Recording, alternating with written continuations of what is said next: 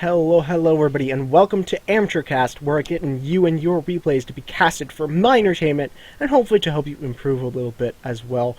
I'm your host, ZookaMan, and we're going to be going into a PvT. Without further ado, I'm going to go ahead and introduce our players, and for some reason I'm on normal speed, so that's going to go back up to faster. Pardon me for that mistake, folks. So, taking a look at our players, we have Komandirkskie as the Terran player in the bottom left-hand side of the red color in the map. Overgrowth is one on the opposite side of the map. We're going to be seeing Barcode spawning in as the blue Protoss player. So, it's a PvT matchup, and what's going on in the PvT matchup right now? Well, for one, not really a whole lot of times you're going to be seeing a proxy pylon, but that is what we're going to be seeing our Protoss player drop down at this point. My best guess is it's going to be a 2-gate proxy. It might possibly be a 1-gate proxy. You don't necessarily see 1-gate proxies, but I suppose if it gets scouted, you don't finish up the other one. It could be a 1-gate proxy, but we're going to be seeing the 1-gateway come down. Wouldn't be surprised to seeing the second one come down in a little bit here. Terran player is going to be going up onto his barracks, is going to be just now grabbing his gas, so not going to be going for a really quick, anything really tech-wise besides a Reaper. That being said, Terran player is going to go out and scout perfectly this proxy gateway, and is going to be able to have the opportunity to respond to it correctly. He's going to go ahead and drop down a supply depot, there we go. And another supply depot to wall this off completely to stop any sort of crazy amount of zealots coming in. As far as that goes, we do have a pylon coming back in the main base. My best guess is this is probably either for another gateway or for the cybernetics core. It looks like we're going to be seeing probably the cybernetics core. There we go. He's going to keep the gateway back down here. He probably could have afforded to cancel it before it was finished up, but he didn't necessarily do that. So, at least now he gets a little bit of scouting of his opponent's natural expansion. Terran player is going to be going up onto his orbital command. Not really too worried about this proxy. He does have a few. He's going to be going for a few units, but he's not really too worried that his opponent is going to be able to do anything too major. Probably because he knows that he's scouted it, and not a lot of crazy people would really want to continue the pressure after it has been scouted, as a proxy gateway is usually best if it isn't scouted beforehand. As a general tidbit, we are missing Reaper coming out from our Terran player to get a little bit extra vision out on the map. Is going to be going up onto an additional bunker just to help kind of make sure this wall is taken care of efficiently. We are going to be seeing a natural expansion coming out from Barcode back home, which is a pretty decent response to the fact that he is, to a certain point, behind on the army value. Is going to get the bunker that went up on the high ground, killing the SCV and then getting the cancel off on the bunker. Meanwhile, we are going to be seeing a Reaper and a Marine going to be taking away the pylon, and that's going to be going down fairly shortly here. Meanwhile, we're going to be seeing additional gateway drop down in the back of the mineral line, just so that he has that production, because now that essentially that gateway down there is going to be essentially useless. And Terran player is going to be able to clear that away with no major problems. Natural expansion is about 3/4 of the way done at this point. Barcode is going to be going up onto additional pylons, and I'm assuming he's probably going to be saturating that up. I don't essentially see him doing any sort of crazy pressure behind this, as he is a little bit behind. Not majorly, in fact. Once that natural expansion gets up, he'll be ahead in the economy, which is definitely something that is going to be good for him. Speaking of economy, we have 24 to 21 harvesters right now in there of our Protoss player, but once again we do have mules, so that's going to pretty much make up for the difference there. We do have a Reaper poking into natural expansion, going to be scouting that that is up. Meanwhile, gateway is going to be cleared away. We're going to be seeing our Terran player going up onto his factory tech as well, which means that we'll probably be able to see either a rush up into his starport tech, or we're going to be seeing the addition of either widow mines or siege tanks. Possibly could be, I would have to say it probably is going to be siege tanks if he does use the factory, because Widow Mines are not necessarily the best in base defense. They are very good against moving out and getting some damage done.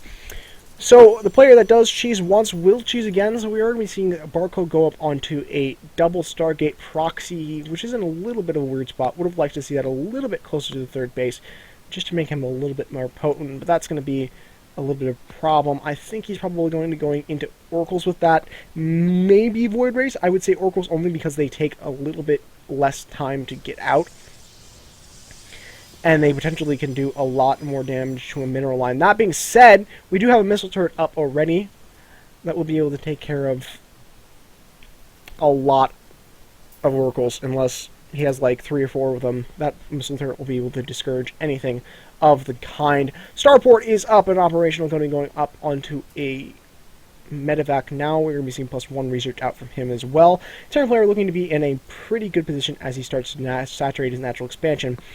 We are going to be seeing a double Void Ray production coming up from Barcode in the proxy location, which is a little bit interesting.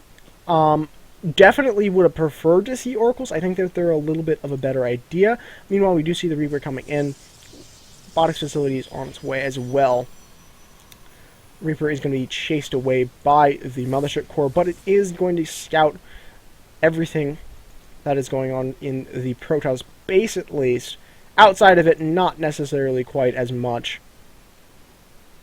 Terran player is up on double orbitals, has a pretty decent amount of saturation, 41 to 30 for Harvesters in favor of our Protoss player at this point. Definitely putting himself up as a decent macro player. However, it is still fairly even, considering that Mules will, well, actually make the income better for him at this point. So, at least there's that. We're using an additional factory to drop down now. Where is that? There it is. First factory is not going to be used. Okay, we're using a barracks switch for the starport. And the starport's going to lay down for medevac production. So is the other reactor for the other barracks, or is it for the factory? I'm a little bit curious to see exactly what that plan is. We are seeing Infernal Parade Igniter coming out. We do have a little bit of drop coming in the main base, which is going to clear away the probe line. Excuse me, I completely forgot what I was saying. Did get a few probes, but not really anything major. Only thing that our Protoss player needs to worry about is the fact that the Widow Mine is still active, and I don't think he has an observer out on the field yet. No, his observer was cancelled. Or not cancelled, it was stopped in the production facility. So Void Rays are going to be coming up into the main base. And those are going to be able to get damage done. There's another couple of turrets coming up, and that's going to be mass repaired. So they're essentially going to be held off fairly efficiently until the Marines are able to get there and force them back. We're going to see additional Void Rays kept up, excuse me. But Barcode going to be running into a little bit of a supply block. Not to mention, he still hasn't gotten the Observer out to deal with the Widow Mine, just now getting it off. I believe he was able to get off another shot. Yeah, another couple workers killed there, which is not necessarily a great thing to have as a Protoss player. Third base is coming up from Barcode. We have 45 to 48 Harvesters, now kind of swinging back over in favor of our Terran player. However, we are seeing the large number of Void Rays going to be taken care of by the Marine, Turret, Viking composition we have from our Terran player. Terran player just now getting stem a little bit late here. Honestly, that's quite a bit late, actually. But he didn't have necessarily the most standard early and mid game. Would like to see him drop down to third base as well. As for the Protoss player, really disagree with the continued use of the Void Rays because he's not really gaining anything out of it. The best you could say that he's doing is keeping his opponent in his main base, but he's not really getting his bang for his buck there. We do have Blink coming up back home from our Protoss player, but there's really no army except for the Void Rays at this point, which is a little bit odd.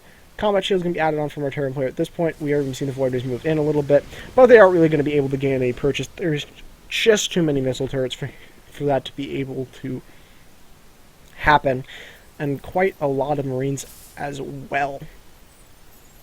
We're going to be seeing an additional engineering bay coming up. I believe he already has one. Yep, he's going to be going up onto double upgrades here. He does have his armory up, so he's able to get his +2/+2 and his +3/+3.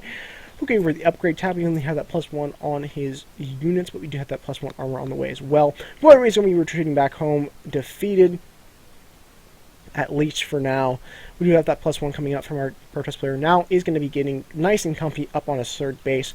Does have probe production in his favor, but once again, Mule's kind of evening out that trade. Still would like to see our Terran player jump onto a third base. However, the Void Rays are going to make that a little bit difficult. I think the best thing for our Terran player to have right now is to A, get rid of the Void Rays, and B, see if he can get a little bit of damage down on the map, because he hasn't really been able to be active because of the pressure of his opponent.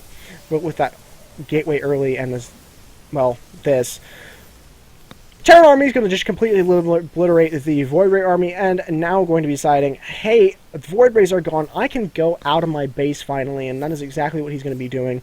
Meanwhile, Barcode is going to be going up onto a Stalker Immortal composition. No sentries are in this army, so there won't be any Guardian Shields. However, I think that there are enough Stalkers in this army to be able to take care of the Marines. Well, they're 1-1 against Terran army, might have the advantage for right now until that +1 finishes up on his ground units. And the Protest player, knowing this, is going to decide to fall back a little bit. Terran player is going to be stemming up and going in. Photon Armor Charge is going to be popped up, so the Terran player is going to be forced to fall back here. And I would simply wait for the Photon Overcharge to go down. Meanwhile, Protest player is putting away the wind mines over here. However, Terran player is going to be able to get the third base. So a fairly decent trade all throughout. He's going to get the probes back in the middle line, and is going to be engaging the army. However, the Marines are a little bit overstemmed, and the composition against him is a little bit heavy against what his style is, and he's going to be eliminated. However, he did get that third base, which means he'll play in a pretty decent position here as long as he can rebuild this army, which he's already doing. I'd love to have seen him take a third base behind this. I still would love to see him drop a third base, because I think it would put himself on a pretty decent position, especially considering that he was able to snipe his opponent's third base. That being said, Barcode, sensing blood in the water, is going to be moving out across the map at this point, and he's just going to try to be getting a little bit of damage done. However, there might be too much Terran army for... Oh, Protest player is going to be blinking back nice and fancy like. Terran player is going to be losing a lot of units here. And that's quite threatening, actually, to be perfectly honest. The line shot is going to be coming off onto the army. We are going to be seeing SCVs pulled now. Needs to win this engagement. And if he does, he needs to push out and do a little bit of damage. However, a lot of good blinks are going to be coming out from our Protest player. And I don't think that there's enough here for the Terran player to be able to take care of this. There's just too many Immortals and too many Stalkers, just to be perfectly honest. He's going to continue to pull, but with some fancy micro from our Protest player, that's really going to be... Well, that's really going to be it. I don't think that... Even if the Terran player is able to push this back, he's lost 42 workers, and a lot of that was in that last engagement, which means, especially considering that he's only on the 2 bases that he is, he's just not going to be able to keep up with his opponent. And that...